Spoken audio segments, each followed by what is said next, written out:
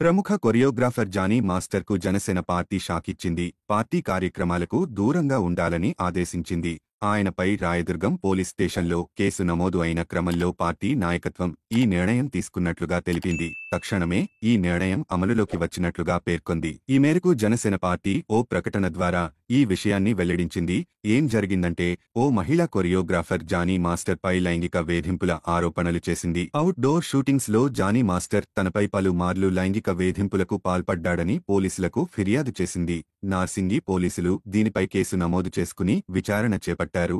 2017లో ఢీ షోలో జానీ మాస్టర్తో తనకు పరిచయమైందని ఎఫ్ఐఆర్లో పేర్కొంది.